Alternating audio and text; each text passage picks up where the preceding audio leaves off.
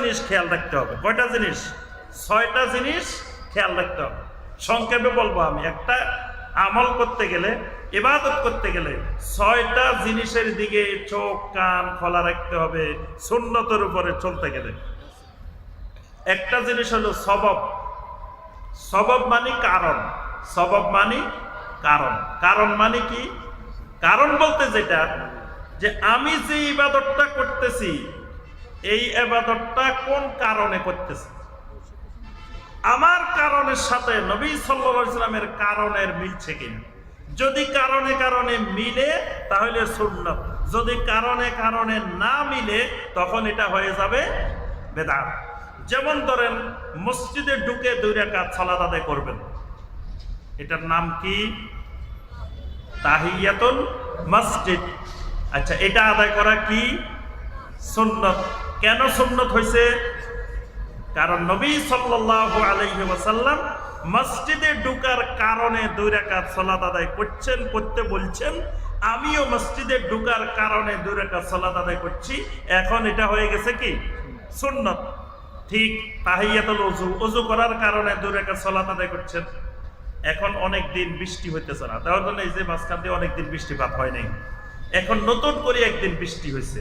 বৃষ্টি হওয়ার পরে আমি বললাম যে আজকে একটু সলাতুল মাতার, বৃষ্টির সলাত আদায় করি একটু। তো বৃষ্টির হওয়ার কারণে 2 রাকাত সলাত আদায় করছি। এখন আমার এই সলাতুল মাতার, বৃষ্টির এই সলাত, এটা কি সুন্নত হবে না বেদাত হবে? কারণ কি? নবী সাল্লাল্লাহু আলাইহি ওয়াসাল্লামের যুগেও এরকম বৃষ্টি হয়েছে, কিন্তু নবী সাল্লাল্লাহু আলাইহি ওয়াসাল্লাম এই বৃষ্টির কারণে 2 রাকাত সালাত আদায় করেন নাই। তাহলে কারণের সাথে কারণের মিলে নাই। এই কারণে কারণে না মিললে আর সুন্নাত থাকে না। যেই কারণে নবী সাল্লাল্লাহু আলাইহি ওয়াসাল্লাম করছেন ওই কারণে কারণে মিলতে হবে। 1 নম্বর হলো সবব, 2 নম্বর হলো জিন্স। জিন্সে মিলতে হবে, প্রকরণে মিলতে হবে। যেমন ধরেন কোরবানি করবেন বাহিমাতুল আনআম, সেগুলা উট, গরু, ছাগল, এগুলার প্রকরণের সাথে মিল থাকতে হবে। যেমন গরুর প্রকরণের সাথে মহিষ, মহিষের কথা কিন্তু কোরআনে নাই, হাদিসে নাই, কিন্তু আমরা মহিষ দিয়ে করি কেন? ওই যে বাকারের সাথে মিলে গেছে, এটা বাকারের একটা জিন্স। তারপরে দেখবেন ছাগলের জিন্স, বেড়া আছে, দুম্বা আছে, কত রকমের ছাগল আছে না? তাহলে এগুলো এক জিন্সের। এখন আমি যদি ঘোড়া দিয়ে কোরবানি করি, কোরবানি হবে। আমি যদি বর্তমানে দেখেন খাসি মুরগি আছে, বড় বড় মুরগি, যদি বলি যে এবার একটা খাসি মুরগি, এইটা দিয়ে আমি বড় মুরগি, এইটা দিয়ে টার্কি মুরগি আছে না বড় বড়, বড় মুরগি দিয়ে করলেন হবে? কেন হবে না? জিন্সে মিলে নাই, এটা জিন্সের দিক থেকে মিলে না। 3 নম্বর কদর, কদরের দিকে খেয়াল রাখতে হবে, সুন্নতের ইত্তেবা করতে হবে। কদর মানে পরিমাণে পরিমাণে মিল থাকতে হবে। নবী সাল্লাল্লাহু আলাইহি ওয়াসাল্লাম যেখানে 2 রাকাত আদায় করছেন সেখানে 3 রাকাত আদায় করার, 4 রাকাত আদায় করার কোনো সুযোগ নাই। যেমন জুমার নামাজ আমরা 2 রাকাত, জোহরের নামাজ পড়ি কয় রাকাত? 4 রাকাত। এখন যদি খতিব সাহেব বলে মিয়া যে প্রতিদিন তোমার অফিস আদালত কত কাজকর্ম, সেখানে তুমি 4 রাকাত আদায় করো, আর আজকে তোমার ছুটির দিন, কাজকর্ম নাই, তুমি তো আজকে 8 রাকাত আদায় করার দরকার, ডাবল আদায় করা দরকার। এখন যদি বলে যে আসেন আজকেও 4 রাকাত পড়ি, তখন কি হবে? বেদাত হবে। কারণ পরিমাণে পরিমাণে মিলে নাই। নবী সাল্লাল্লাহু আলাইহি ওয়াসাল্লাম যেখানে যেই পরিমাণ নির্ধারণ করছেন ওই পরিমাণের চেয়ে বেশি করা, কম করা যাবে না। 4 নম্বরে যেটা কাইফিয়াত, মানে পদ্ধতি মিল থাকতে হবে।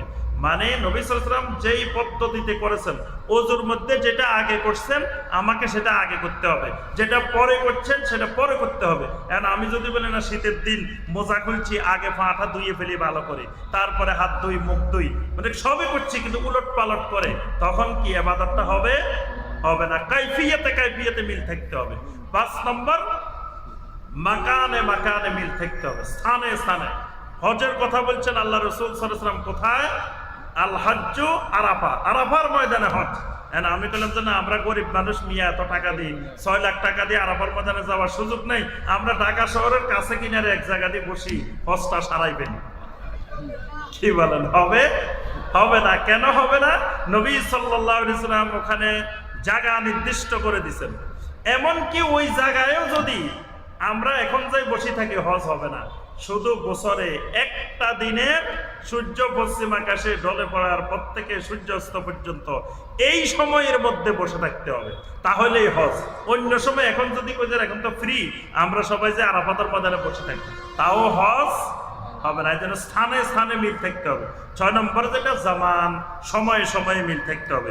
যেই সময়ে নবী সাল্লাল্লাহু আলাইহি সাল্লাম যেই ইবাদত করতে বলছেন ওই সময়ে ওই ইবাদত করতে হবে। ফজরের সময় যদি মাগরিবের পড়ে ফেলি, মাগরিবের সময় যদি এশার নামাজ পড়ে ফেলি, অর্থাৎ সময়েরটাও আরেক সময়, এরকম করলেও সেটা সুন্নাত হবে না। এই জন্য সুন্নতের ইত্তেবা করতে হলে এই জিনিসগুলোর দিকে অবশ্যই আমাদেরকে খেয়াল রাখতে হবে। সুন্নতের ইত্তেবার আরো অনেক আলোচনা, অনেক লম্বা আলোচনা, 4-5 ঘন্টা করলেও সুন্নতের আলোচনা শেষ হবে না। তা আমরা সংক্ষেপে সময় নেই, আজকে এই পর্যন্তই। আল্লাহ রাব্বুল আলামিন আমাদের সবাইকে সুন্নতের ইত্তেবা করার তৌফিক দান করুন। আল্লাহ রাব্বুল আলামিন আমাদের সবাইকে পরিপূর্ণ আহলুস সুন্নাহ হওয়ার তৌফিক দান করুন। আল্লাহ রাব্বুল আলামিন আমাদেরকে সকল